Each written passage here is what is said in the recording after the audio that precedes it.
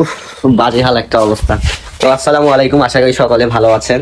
আলহামদুলিল্লাহ আমিও ভালো আছি, আপনাদের দোয়ায় আল্লাহর রহমতে আমি অনেক সুস্থ আছি। তো বর্তমানে আমার ডেইলি লাইফটা যেরকম যাচ্ছে, আমার ডেইলি লাইফ যেভাবে আমি স্পেন্ড করতেছি, প্রতিদিনকার সকালের অবস্থাটা আমার যেরকম হয়, প্রতিদিনের অবস্থা, প্রতিদিন সকালে আমি যেভাবে টাইম স্পেন্ড করি সকালে, সেটা এখন আপনাদের সামনে তুলে ধরবো। আশা করি ভিডিওটা সকলে দেখবেন, আমার পাশে থাকবেন, আমাকে সাপোর্ট করবেন।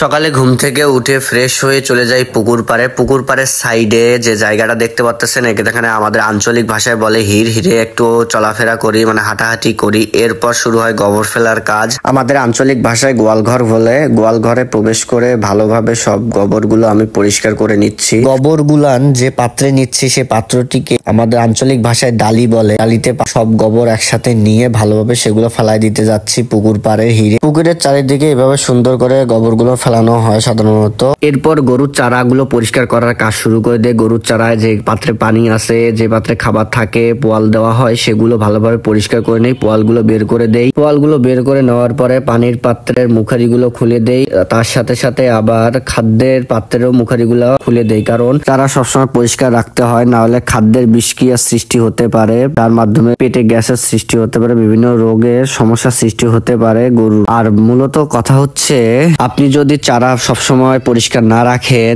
দীর্ঘদিন ধরে ফেলায় রাখেন, তাহলে তার চারার সাইডে বিভিন্ন ধরনের ব্যাকটেরিয়ার, বিভিন্ন ধরনের ভাইরাসের সৃষ্টি হতে পারে, যার মাধ্যমে গরু আপনার রোগে আক্রান্ত হতে পারে। আপনি যেমন আপনার পাত্র ভাত খাওয়ার সময় সবসময় পরিষ্কার রাখেন, চেষ্টা করবেন ঠিক এদেরও পাত্রগুলো পরিষ্কার নিতে এবং এদেরকে ভালোবাসতে। আসলে মেন কথা হচ্ছে, এই সেক্টরে আসতে গেলে অবশ্যই প্রাণীকে ভালোবাসতে হবে। ভালোবাসা ছাড়া আপনি যেমন আপনার বাচ্চাকে যেরকম টেক কেয়ার করেন, যত্ন নেন, ঠিক তাদেরকেও সেরকম যত্ন রাখতে হবে। এরপর গরুগুলোকে ভালোভাবে গোসল করে দিচ্ছি ব্রাশ দিয়ে। তাদেরকে গা গুলো ভালোভাবে ঘষে তাদের পা সবগুলো ভালোভাবে পরিষ্কার করে গোসল করানো হচ্ছে। এরপরে শুরু করে দেই তাদেরকে দানাদার খাদ্য দেওয়া। তো সকল দানাদার একসাথে করে ভালোভাবে বালতিতে মিশায় তাদেরকে একের পর এক করে ভালোভাবে দিয়ে দেই। দানাদার খাদ্য দেওয়ার পরে আমি ঝাড়ুর কাজ শুরু করে দেই। শেডের সম্পূর্ণ শেড ভালোভাবে ঝাড়ু দিয়ে ফায়ের ফাঁকে যত ময়লা আছে, পোয়াল আছে, যা আছে সবকিছু ভালোভাবে আমি পরিষ্কার করে নিয়ে একটি জায়গায় রেখে সবগুলো আবার ডালিতে করে সেগুলো ফেলাই দিয়ে আসি পুকুর পাড়ে। ময়লাগুলো ফেলাই দেওয়ার পরে আবার সমস্ত গোয়াল ঘর আমি পানি দিয়ে ধুয়ে পরিষ্কার করি। এরপর চারায় পানি দেই, পানির পাত্রে পানি দেই। গরু যে পাত্রে পানি খায় সেগুলোখানে পানি দিয়ে ভর্তি করে দেই। তো ঠান্ডা লাগার কারণে ভালোভাবে ভয়েস ওভার দিতে পারতেছি না। আপনারা আমাকে অবশ্যই সাপোর্ট করবেন। অনেক কষ্ট করে ভিডিওগুলো তৈরি করতেছি একাই, এবং আপনাদের কাছে নতুনভাবে উপস্থাপন করার চেষ্টা করতেছি। আপনাদের কাছে সবকিছুই শেয়ার করব ইনশাআল্লাহ। আপনাদের সাপোর্ট, আপনাদের ফলো এবং সাবস্ক্রাইব আমাকে অনুপ্রেরণা যোগাবে। আপনারা অবশ্যই আমার পাশে থাকবেন। আপনাদের মতামত আমাকে কমেন্টে জানাবেন। কাজের মধ্যে ভুল ভ্রান্তি থাকলে সেটা ধরাই দিবেন। আপনারা যারা বড় খামারি আছেন, আপনারা অবশ্যই আমার পাশে থাকবেন, আমাকে সাপোর্ট করবেন। এরপর পোয়ালগুলোকে সুন্দর করে ছোট ছোট করে কেটে আমি বালতিতে ভরাই। একদম একসাথে সবগুলো পোয়াল সুন্দর করে কেটে নেই, যাতে পরবর্তীতে আর কাটতে না হয়।